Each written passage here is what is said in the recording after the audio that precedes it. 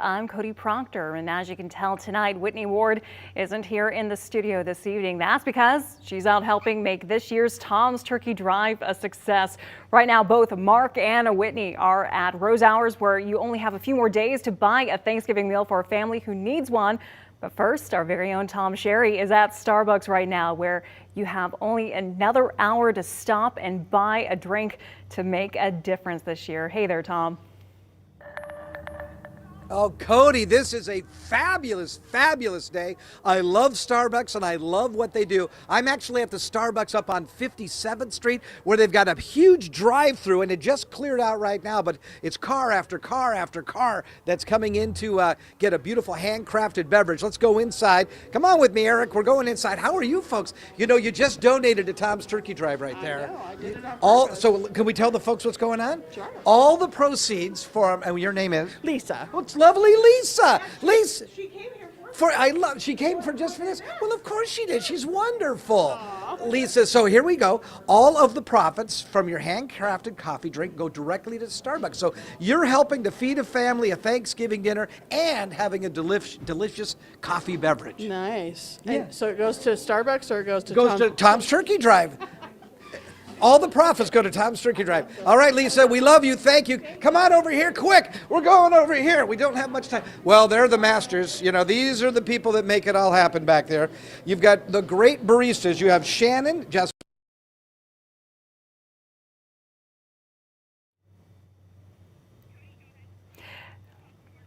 And Tom, thank you so much. In the meantime, let's move over now to Rose Hours. That's where we can find both Whitney Ward and Mark Hanrahan tonight as they bring us the latest about what also is happening with Tom's Turkey Drive tonight. Hey there, Mark and Whitney.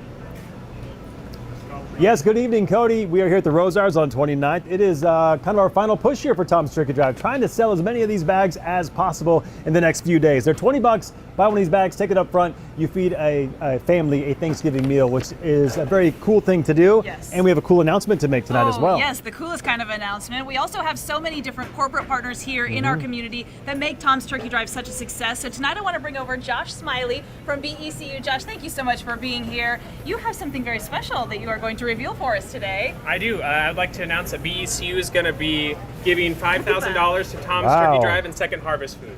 Holy incredible. moly. And Whitney, we made Whitney do the math. $5,000. How many $20 bags is that purchase? This is 250 families who are now going to have that Thanksgiving meal. Yeah, you did your math right. You did great. Thank you for that confirmation, at least. I'm talking to the bank here, so that makes me feel good. Josh, you were telling us earlier, too, this is the corporate donation right here, and you're also doing another kind of, I guess, donation from employees. Is that correct? Yeah, so what we're doing is we're doing an employee match. So every dollar our employees give, we're going to match them $1, and there's no cap on that. Wow. You guys have been a great partner for Tom's Turkey Drive for many, many years. What does it mean to you guys just to be able to be a part of this effort? Yeah, it's been 13 years, and it's been really awesome to the community just to be able to give back to everyone and really just show how much we're in this together.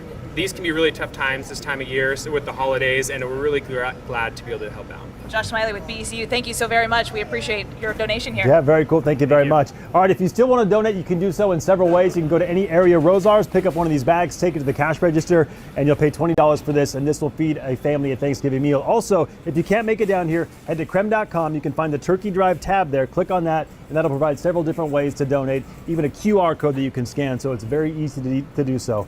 Thank you very much, BCU, for your time, and thank you for joining us. And Cody, we'll be down here for the next couple of hours, so we'll see you in a few moments. For now, back to you.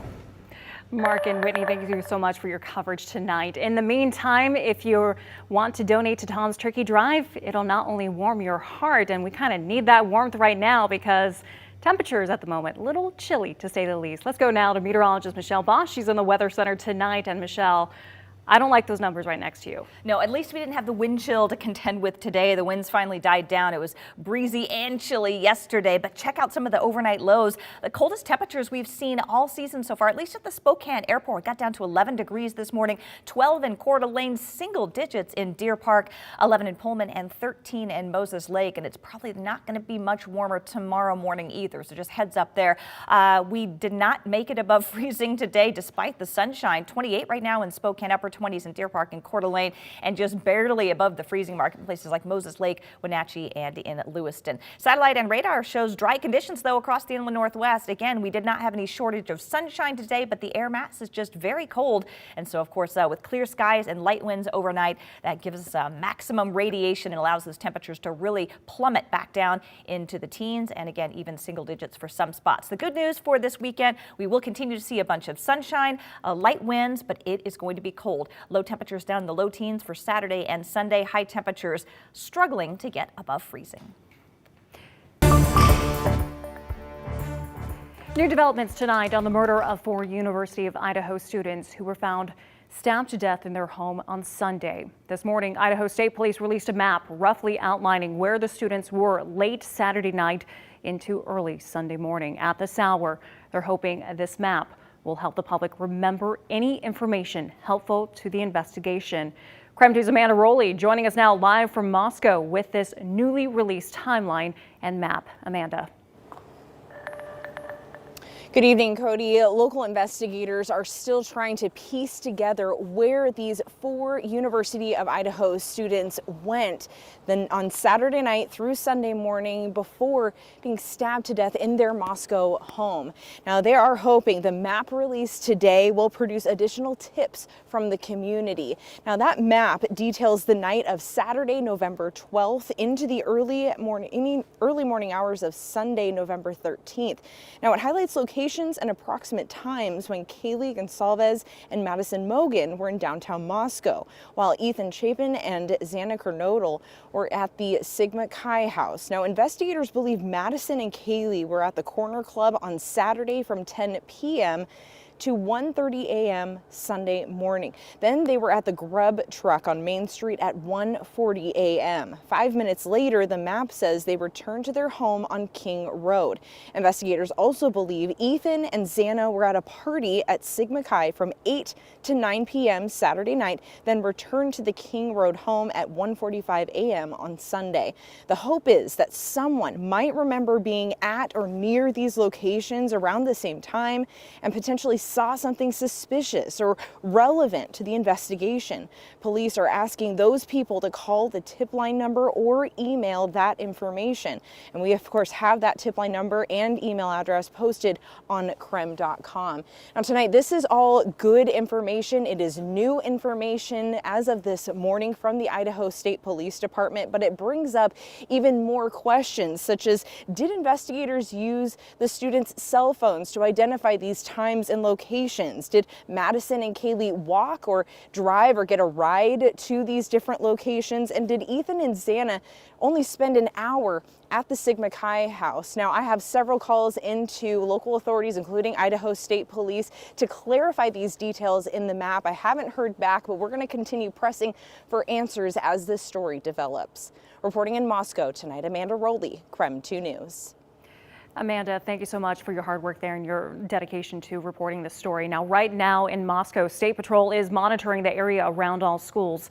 The Moscow School District posted on Facebook saying the troopers are patrolling the area while they assist with the investigation. Earlier this week, police walked back claims that there's no ongoing threat to the community since the suspect has not been arrested. Now, looking ahead, the Coeur d'Alene Texas Roadhouse is holding a fundraiser in honor of the 4 victims, with some of the proceeds going to their families. Xana Kernodle was a server at the restaurant before moving to Moscow, and in honor of her, Texas Roadhouse is donating 10% of sales to the families of the victims. That event takes place on Monday, November 21st from 3 to 9 p.m. Now, Moscow police are also asking the public for more information. They have set up a tip line for people to call if they have any information about this investigation. That number right there on your screen, it is 208-883-7180. The Idaho State Police says they've seen an increase in tips since the press conference that took place earlier this week.